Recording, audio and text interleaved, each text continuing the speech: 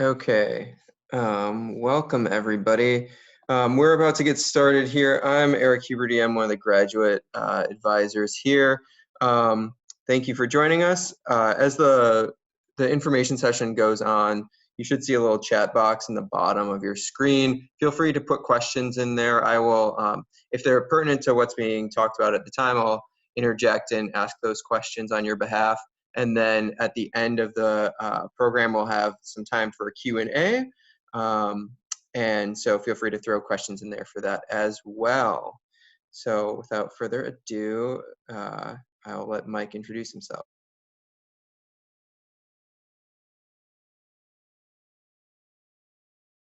All right, you can talk. Hello, my name is Mike Brett. I'm one of the environmental faculty. I'm also a couple of different things, I guess. I'm the graduate program coordinator for the department, and I'm the associate chair for educational issues in the department.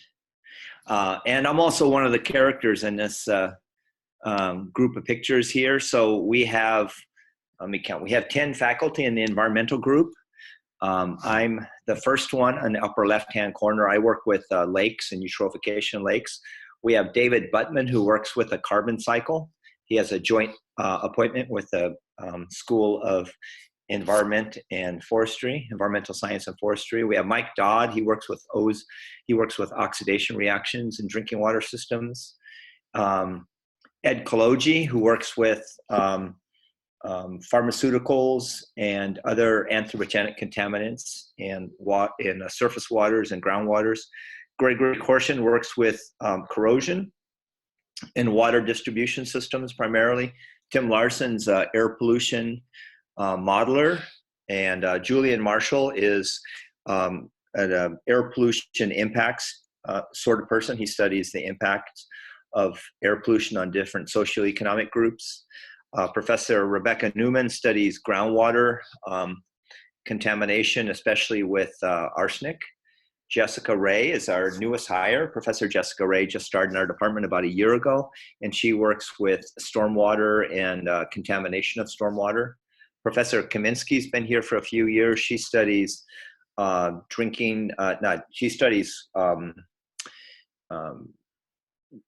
sanitation in developing countries, so especially sanitation in like refugee camps and places like that. How do you deliver that in an effective way?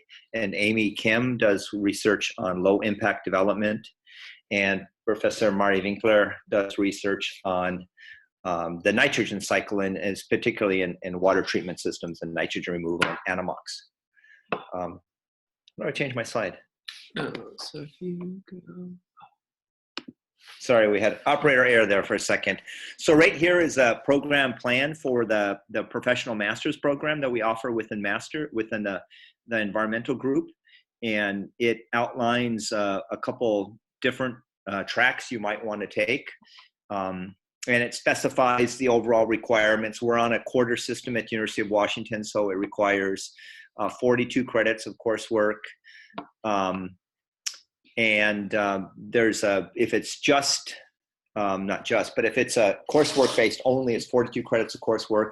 If you end up doing a master's research project as well, then it's 32 credits of coursework, 9 credits that you get from your thesis. There's some requirements you need to get, half your classes have to come from, or 18 credits have to come from graduate level classes. The rest can come from senior and graduate level classes.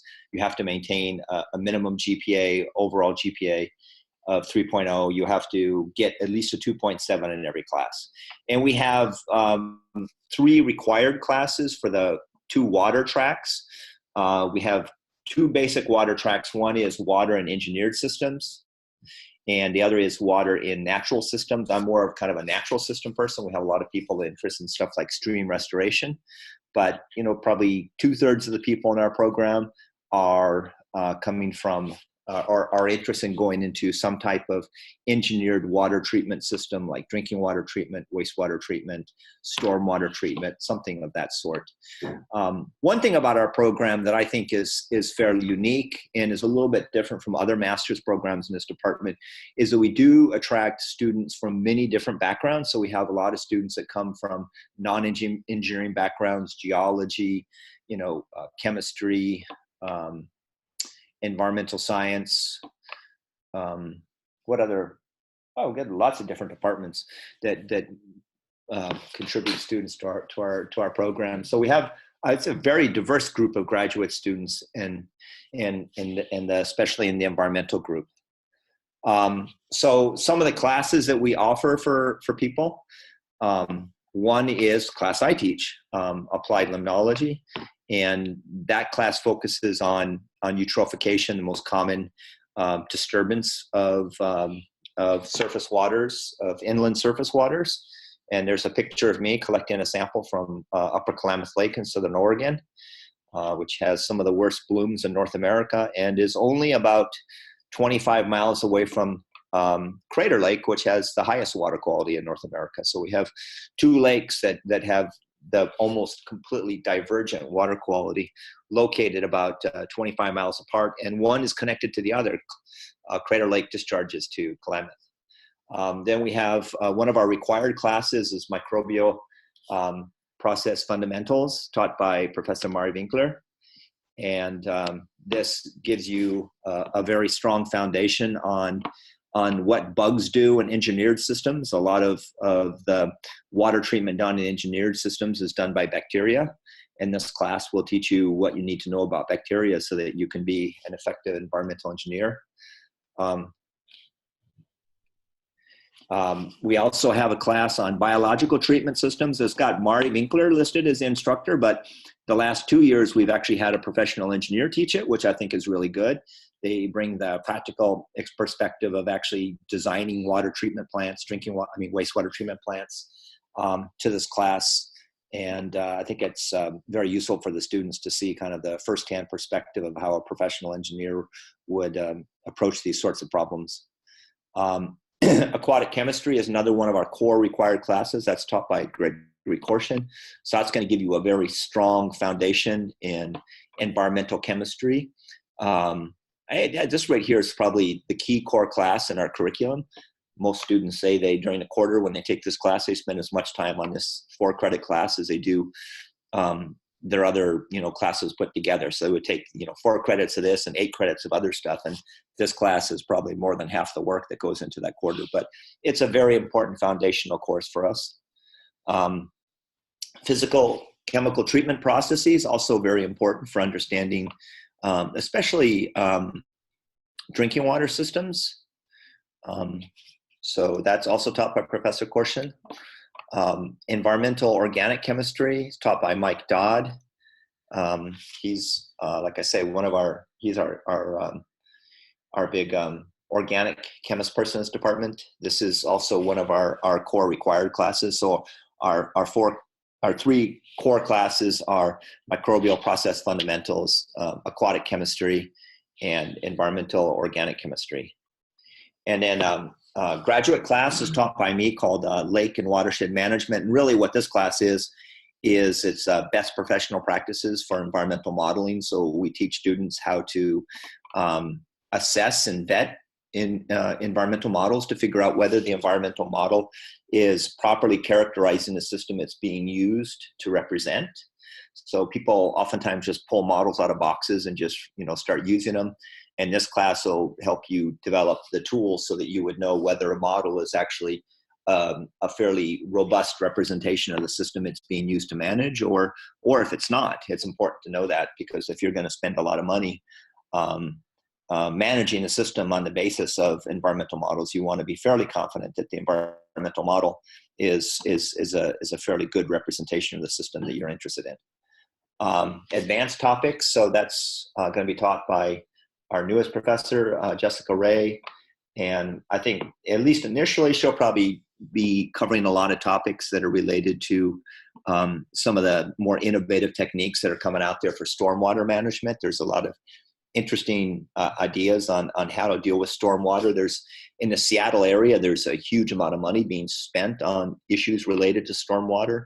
There's a huge push by both King County Metro and Seattle Public Utility, Seattle SPU, to deal with combined sewer overflows. And so both Seattle City and King County are spending about $1.5 billion dealing with CSOs in the next decade. So there's a whole lot of infrastructure being put in place. There's a lot of research needed to support that infrastructure. And there's a lot of really interesting challenges associated with the quality of water, the low quality of stormwater and the low quality of these CSO discharges. Another class is environmental chemical modeling by Professor Rebecca Newman, and I mentioned her earlier. She does a lot of research on the mobilization of arsenic in groundwater systems and in different parts of the world, but a lot of her work has been done in Bangladesh, where they have real major problems with arsenic contamination of groundwater systems. And so a lot of that is got to do with redox conditions and how those affect the solubility of different constituents in groundwater. So arsenic is much more soluble in anoxic conditions. And so Professor Newman helps you understand how to represent that, using mechanistic models, numeric models. That's the end of what I have to say right now. I want to say a few general things about our graduate program that I think are worth knowing. One of the things that we're trying to do with our graduate program that I think will help out incoming graduate students is that we're trying to line up the coursework that we offer in our program so that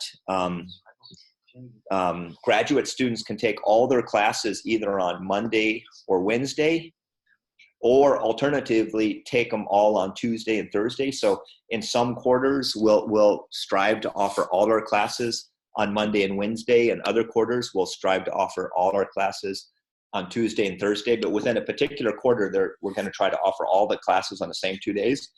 And the reason that we're trying to do that is because a lot of the students that enter our professional master's program are working part-time in some of the local engineering firms. The job market in Seattle right now for environmental engineers is actually fantastic. I don't know how else to characterize it. Everybody's getting jobs, and a lot of people get part-time jobs that they do while they're in graduate school. They develop, some, rapport with the local firms, get to know what's going on around here, and they want to be able to have their work week set up in such a way where they can focus some days on their, part-time job and other days on their courses. And so we're working really hard to try to accommodate that. And I think we're making some good progress. We're pretty close to that. The other thing that we've done recently to help out graduate students in the department is that we've turned over our entire seminar series to be operated and run by the graduate students. And we've had a tremendous boost in the interest in the graduate seminar series now that we've turned it over to the graduate students. They apparently are capable of picking much more interesting seminar speakers than professors are. And so we're trying to do some things to really improve the experience for students, for graduate students in this department. So that's what I have to say for now. Now, Professor Erkan Istanbuli is going to speak about the hydrology and hydrodynamics group. I'm not muted, right? Okay, good. Okay, hello. My name is Erkan Istanbuloglu. I'm a professor in this department. I'm in the hydrology and hydrodynamics area. So this is essentially that we have 10 faculty in the hydrology and hydrodynamics area. Alex Horner Devon is in hydrodynamics, and he works on, he studies plumes in rivers and estuaries. Faisal Hussain, he's a hydrologist. He focuses on satellite remote sensing, water management projects in developing countries. Professor Lundquist primarily works on snow and atmospheric modeling as related to snow and extreme events. And I'm a hydrologist, and I work on mostly hydrological modeling, ecosystems modeling, and modeling of geomorphic processes in relation to hydrology and ecosystems. And I have a growing interest on in the built environment as well, in the context of net zero, carbon neutral concepts. And David Sheen is Professor Sheen. He's is one of our newest members. His area is on satellite remote sensing and remote sensing through unmanned vehicles like drones and other things. I mean, he has a great tour shop that, I mean, he flies drones and he collects a lot of data at less than a centimeter scale resolution.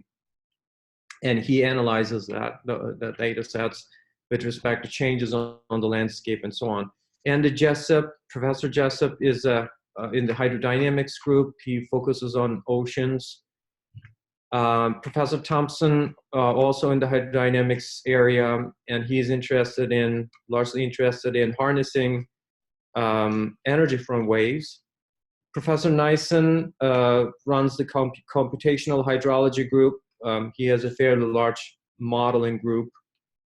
He is largely interested on climate change impacts on hydrology and water resources. Professor Kumar is interested in hydrodynamics modeling, setting up very sophisticated models to examine flow dynamics and sediment transport in rivers and oceans in coastal systems. Professor Newman is a sort of the joint member between our hydrology and hydrodynamics group and the environmental sciences group, and she studies groundwater contamination with respect to arsenic, and she has a lot of interest in the developing world.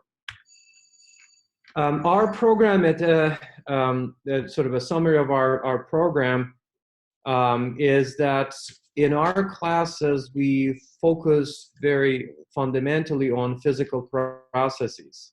You would have a very sound physical understanding of the freshwater and saltwater in general, within the context of the landscape and in different reservoirs of the landscape.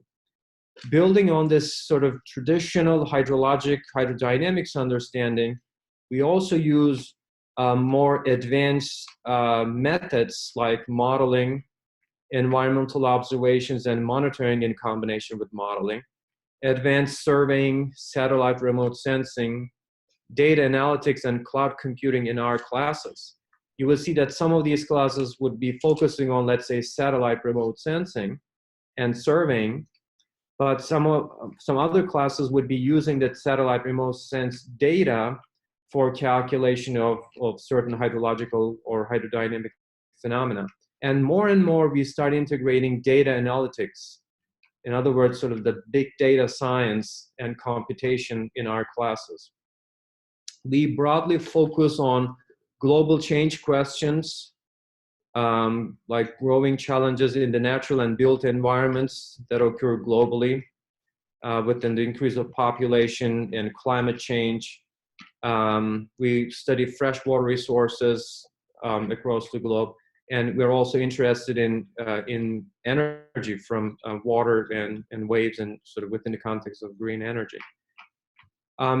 With building on these solid background and modeling and technology expertise, you would also have a lot of interactions within student groups. Students here work closely with faculty. We have one-on-one meetings with our students, whether you have a PhD student or a master's student. We always interact with you on a weekly basis, essentially.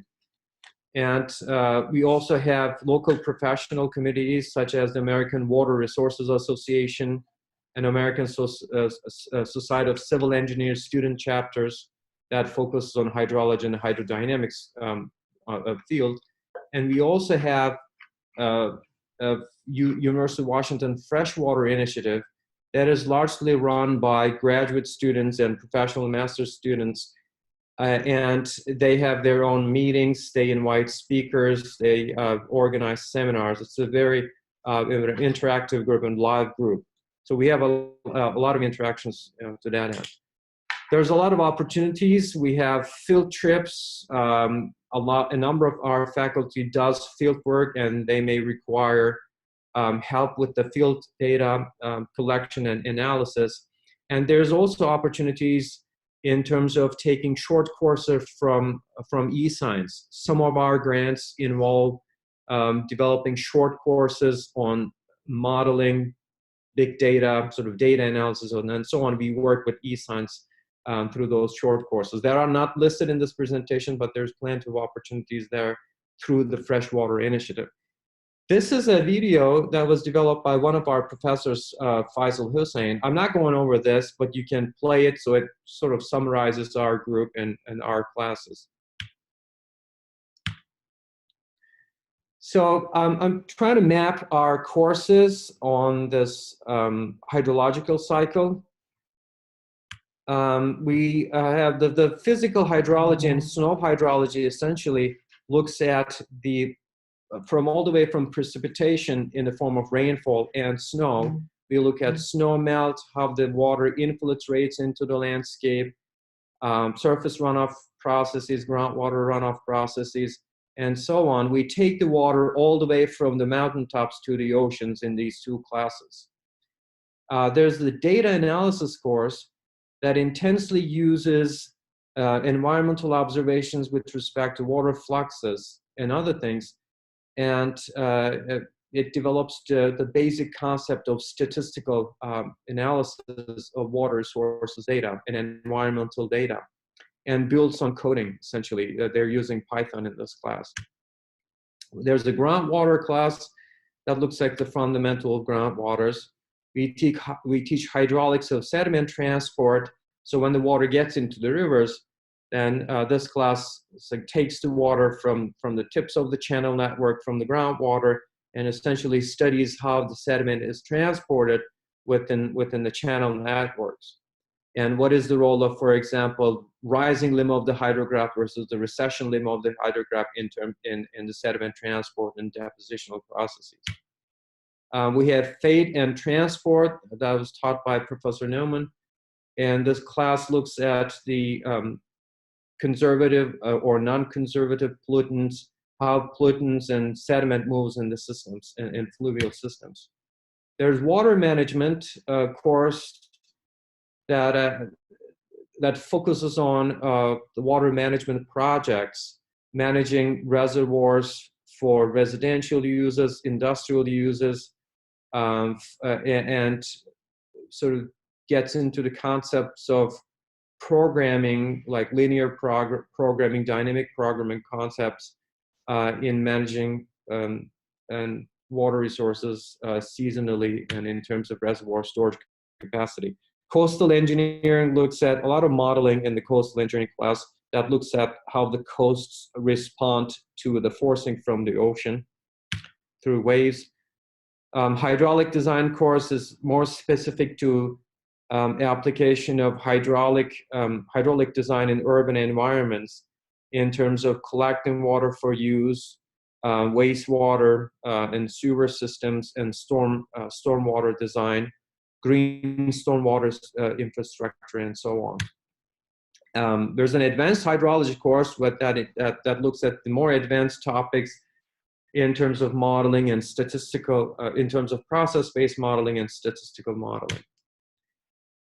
Our program, if you're interested in the professional non-thesis option, it is largely oriented towards essentially solving problems in the area of hydrology and hydrodynamics. So it's practice-oriented. A number of our classes have examples that are directly related to application. While we have very fundamental theory, we have very sort of basic applications towards practice as well. And you can complete this within, you can do it within a year or maximum in 2 years, depending on your schedule, because some people may want to work part-time and take classes in 2 years. So it would fit on your schedule. If you're interested in a thesis, master's thesis track, usually it takes between 2 and 3 years, depending on whether you need to do a lab experiment or not and how your results go. but usually 2 years and 2.5 years is sufficient for a master's thesis. PhD could take 4 years or 5 years, and it would depend on the research project. Like, I'm not going to get into the details of the number of credits because Professor Brett already went over it. I don't want to go over time.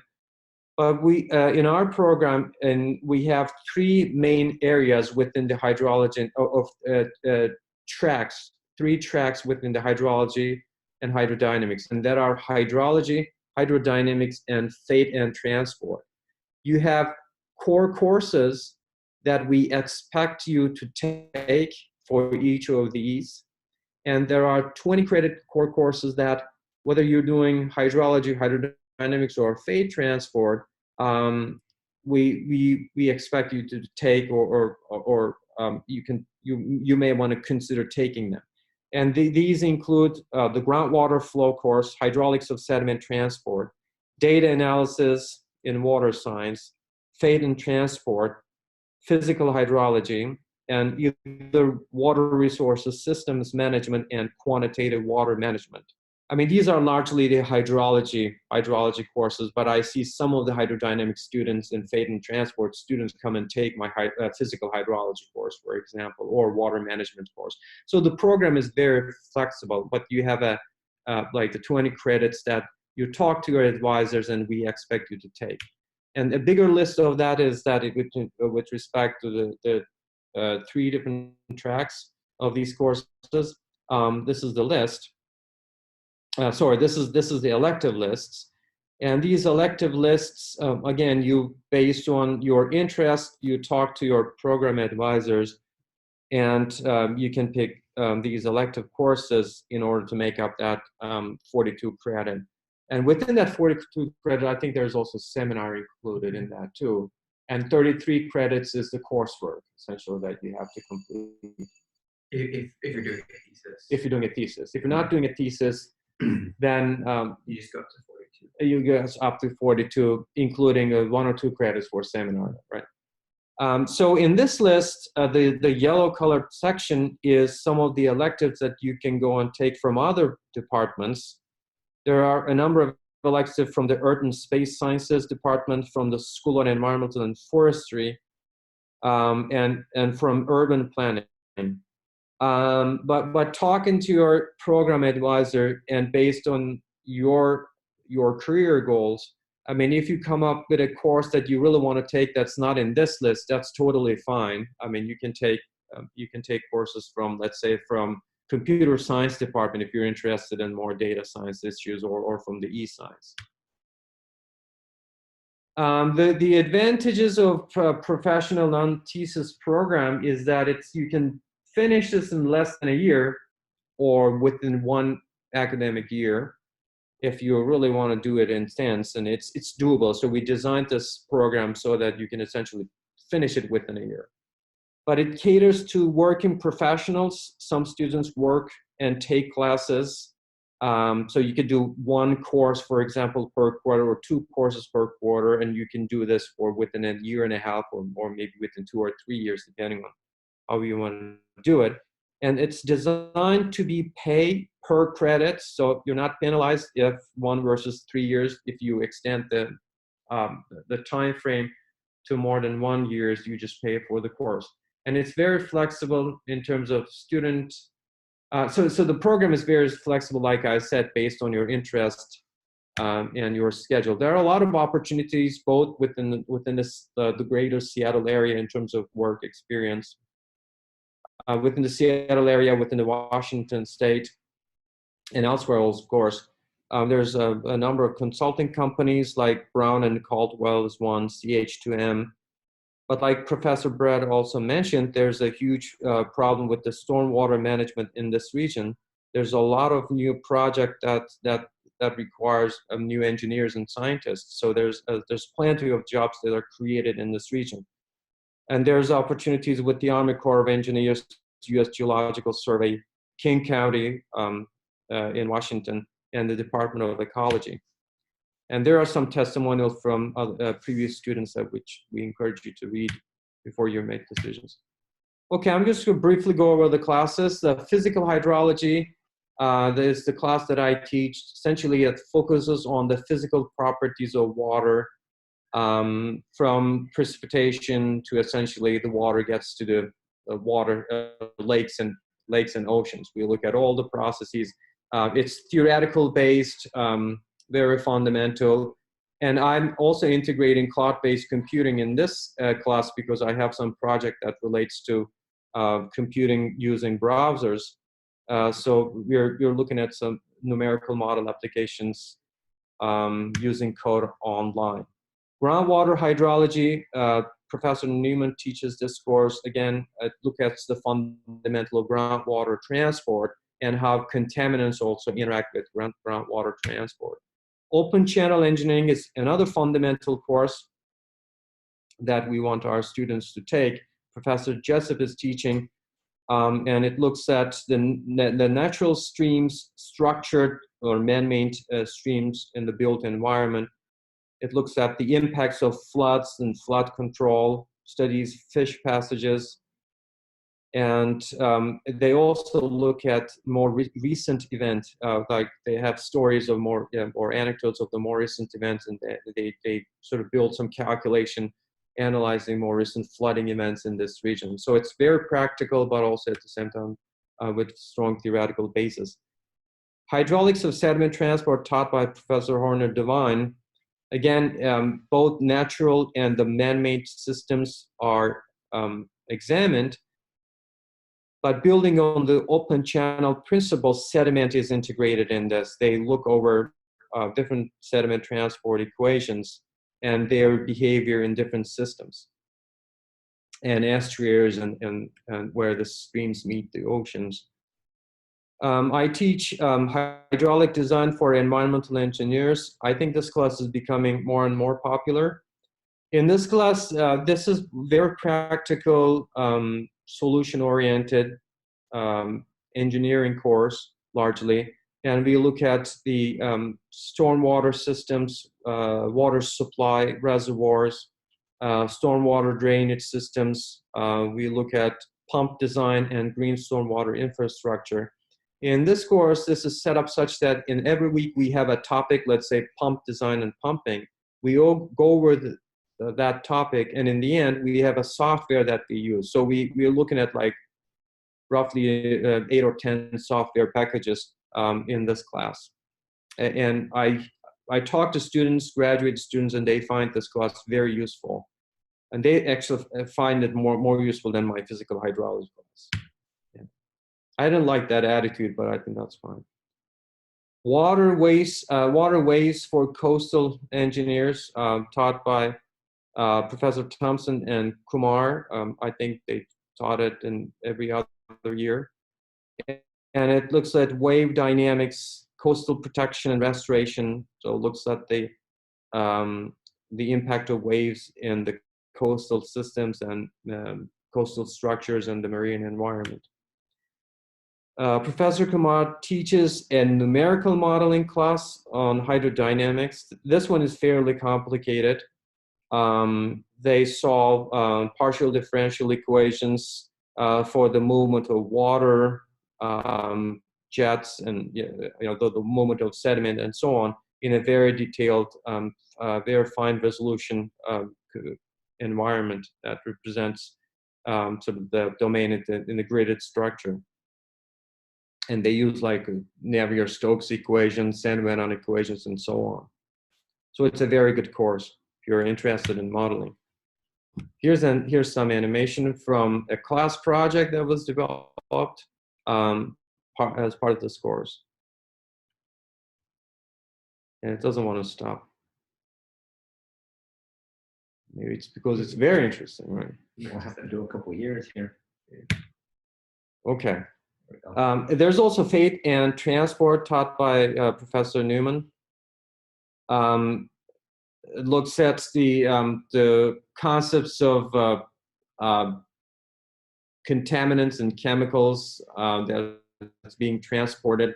And as the contaminants transport, some of them decay and others form and so on. But it's a very good introduction to the fundamental physics, chemical, and biological processes that govern the movement and fate of chemicals in surface water and groundwater. And she's got really great examples from the past events that involved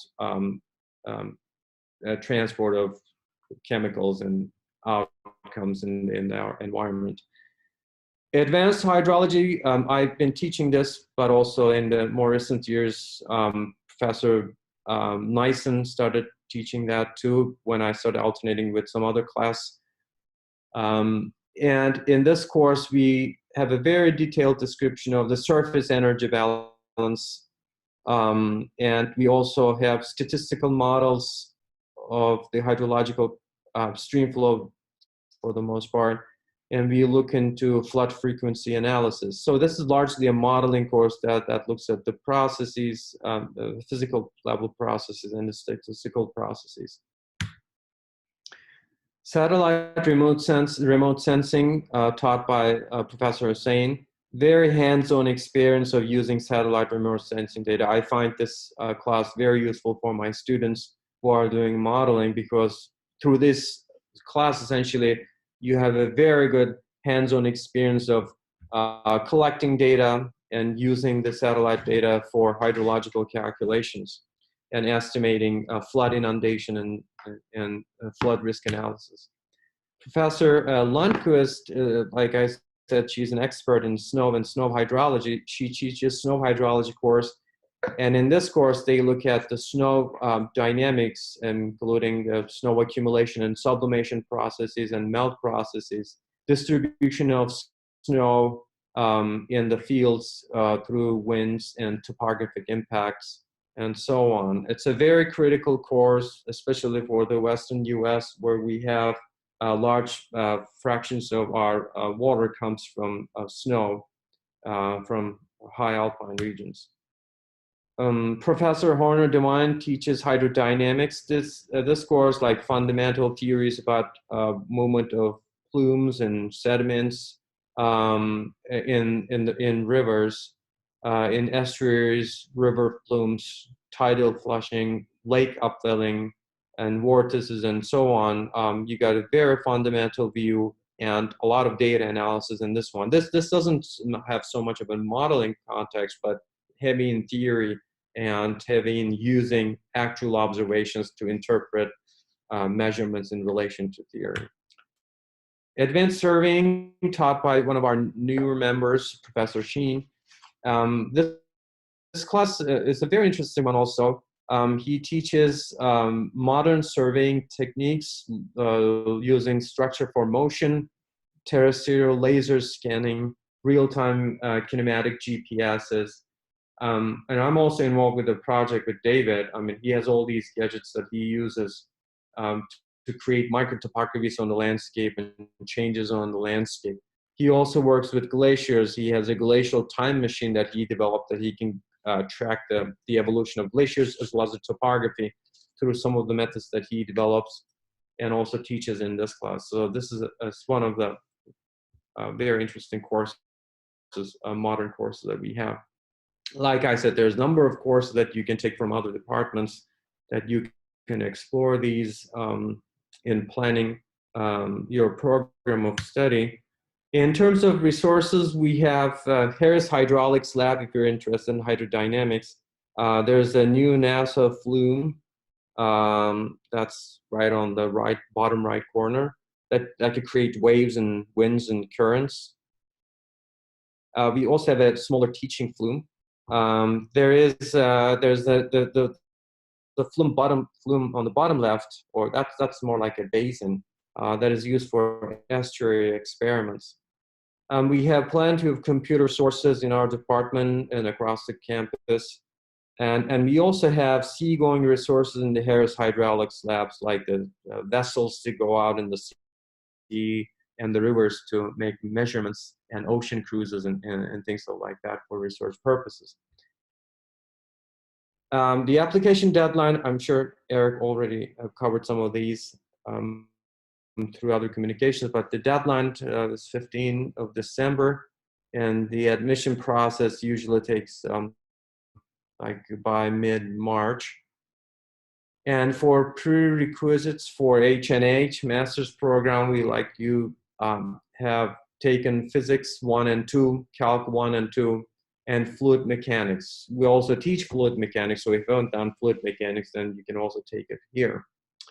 That's all I'm going to say at this point, and I can entertain any questions. Can I add something? Yeah. Can you put me on? Yeah, I've got you on this. Okay, thank you. I wanted to add something about prereqs as well for people coming into the environmental program from a field other than environmental or civil engineering. For students that are coming from other non-engineering fields, we like to see them take a class that has a focus on mass balance and also a class that focuses on fluids.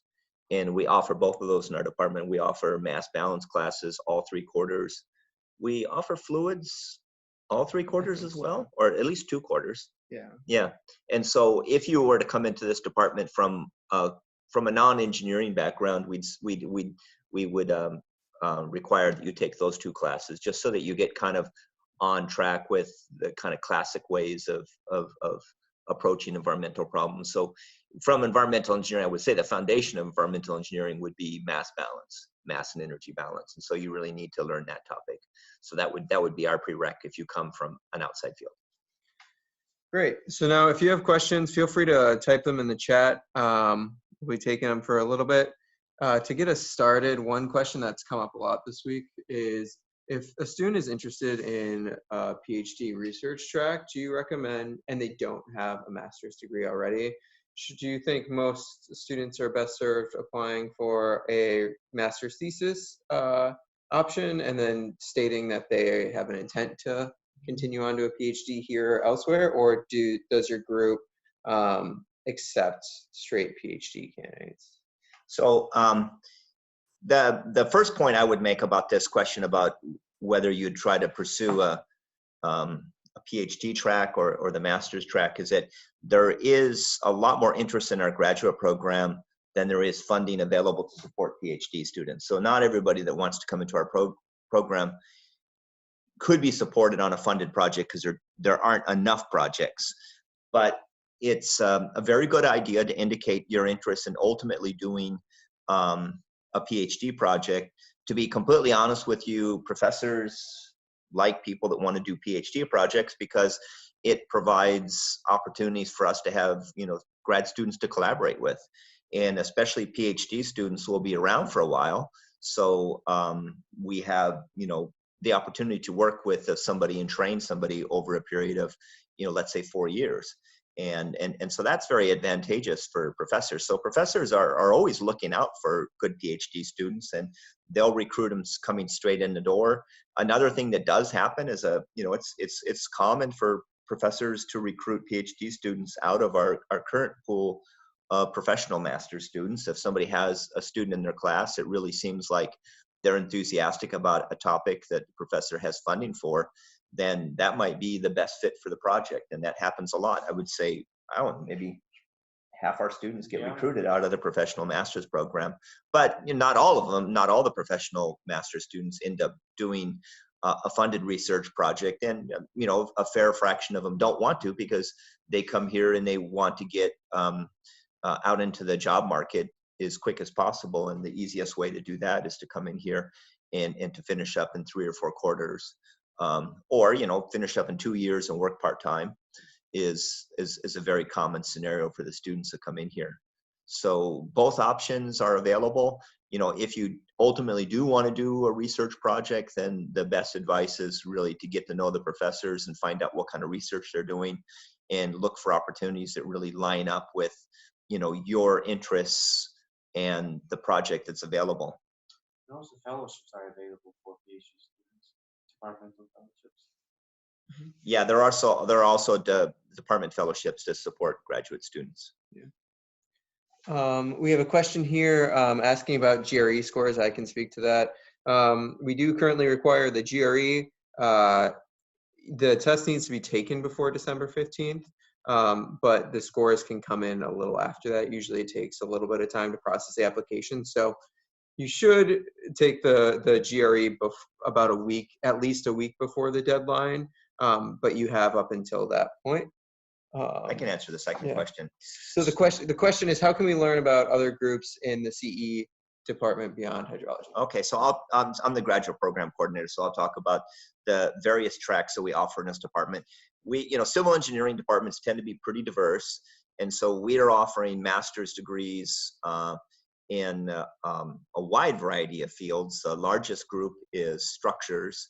The second largest group is environmental, but we offer graduate degrees in structures, geotech, transportation, construction, environmental, and hydrology. The environmental and hydrology groups overlap quite a bit, which is also the reason that Professor Istanbuli and I are speaking at the same time. So students in those two groups often take classes across groups. There's not too many structure students that would take an environmental class. That's not going to happen too often. But we do have the 6 areas. 2 of the areas are very closely aligned, I would say. But if you go to the department website, you can find information for all 6 areas. And if you have any questions about that, that's something that Eric could help you out with as well, as directing you to more additional information. Yeah, so this is also a good time to remind you that we have a general graduate advising email address. It's ceginfo at uw.edu, and that's monitored by me and the other graduate advisors. So if you have good questions for, process things, we can answer that. If you have good questions for kind of more content areas, we're happy to forward that along where we don't have the answers.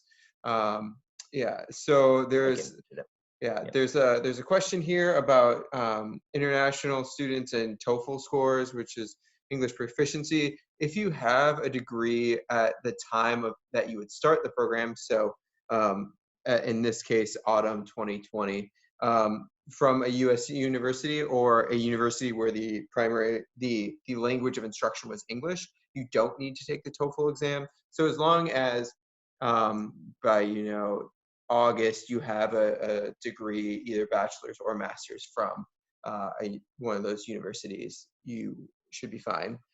I can answer this one. Okay, so this question is, are there students who have gone from non-engineering undergraduate programs to your PhD program and have successfully attained engineering licensure after graduation? Yeah, many.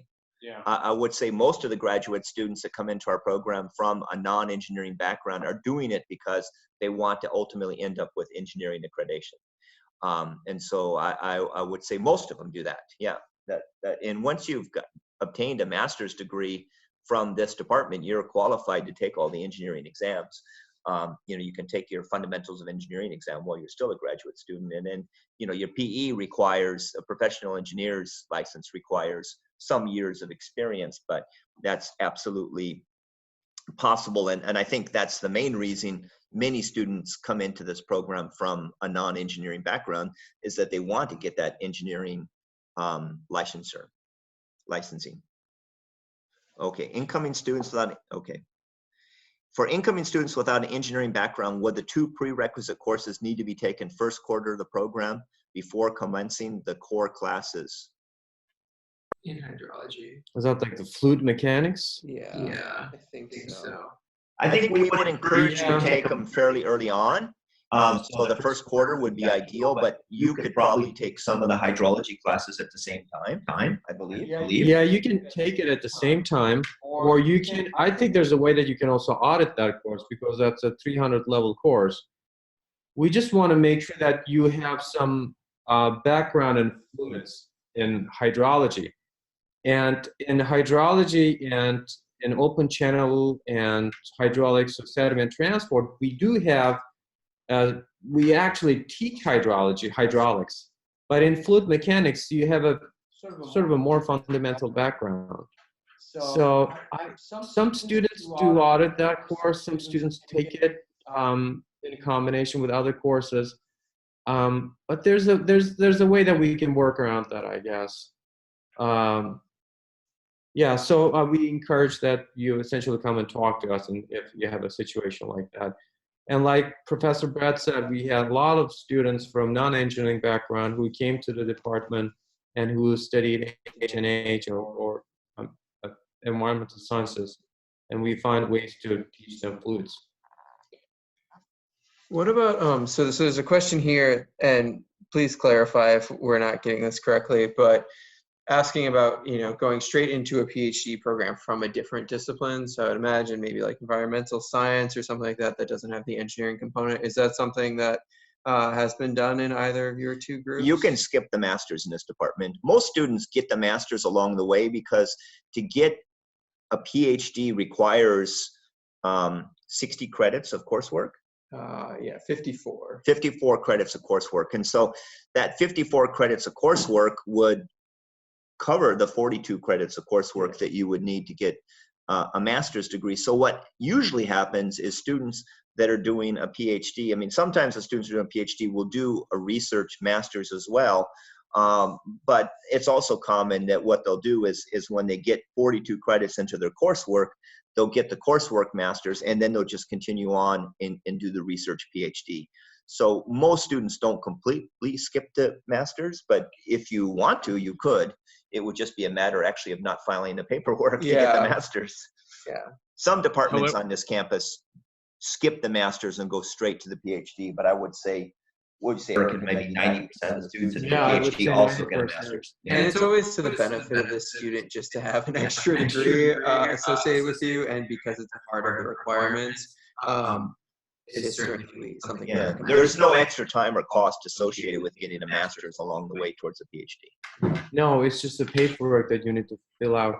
And if you're interested in a master's thesis, perhaps, I mean, you may be working on a project and you have your first paper, and that could become your master's thesis paper. You publish the paper and have a thesis on that same paper. And then you perhaps move on to a different project or continue on the same project and develop 3 more papers or 2 more papers, and then you get a PhD out of those papers as well. I mean, our program is very flexible, and essentially, as long as you come here and be excited about the program, work hard, and want to write papers, like we'll have you, yeah, and we'll find the funding. Yeah. Any other questions out there? Any last words of wisdom from the two of you? I think also there's the data science option for PhD programs too. Yeah, so there's a new thing going on, and do either of you want to talk about it? I'm happy to talk about it too. Well, we talked, I mean, in our hydrology and hydrodynamics program, I talked about Professor Sheen. He's an expert in application of data, of big data sets in terms of representation of the geospatial variables of the data. So he pioneered a data science option. And how it works is that we have some departments, of course, that can come towards the data science option, and you take, I think, 3 or 4 credits of data science courses, and 2 of them could actually come from this department, from the courses that you will already be taking as part of the courses. One will be Professor Sheen's course on geospatial data, and the other one will be Professor Lundquist's course on data science. And then you take 2 other courses from eScience. And eScience, a computer science professor essentially offer those courses through eScience. It may not be as difficult, as hard as a computer science student, but it's sort of a version that is more applicable for engineers and scientists who are dealing with data. So I think that would be an exciting option this starting in the next year. I can answer the next question from Rico. Rico asks, states, I'm really interested in water quality, water reuse, and recycling projects. Which professor will be the best to be in contact with? Yeah, the people that would do that kind of stuff would be Professor Jessica Ray, Professor Mike Dodd, Gregory Korshin. I'm a water quality person, but more for natural systems. I'd also recommend that you look at Professor Rebecca Newman's profile carefully. She does water quality more in groundwater systems. But for the more engineered systems, I would look at Professor Korshin, Dodd, and Ray. And also Ecology has some interesting stuff that would be that would fit in very nicely with this as well.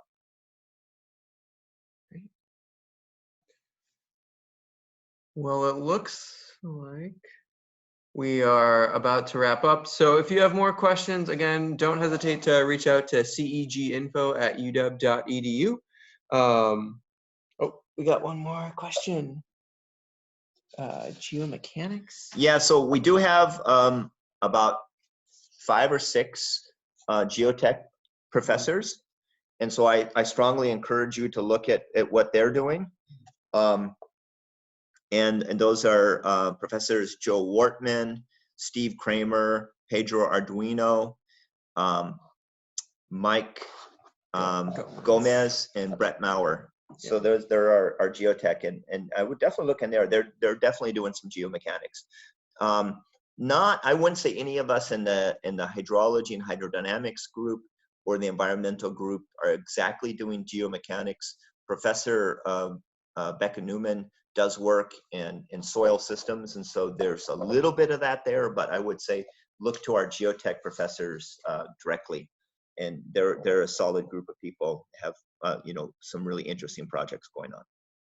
And adding to that, in the hydrology group, we're also interested in sediment transport and landslides, rock falls, and things of that nature that are driven by water or water pressure and so on. I mean, if you're interested in more geomechanics in terms of events on the natural environment and watershed sediments, and you can also send us emails.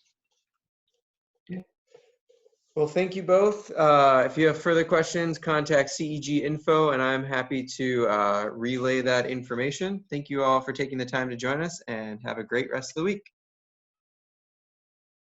Thank you. Thank you.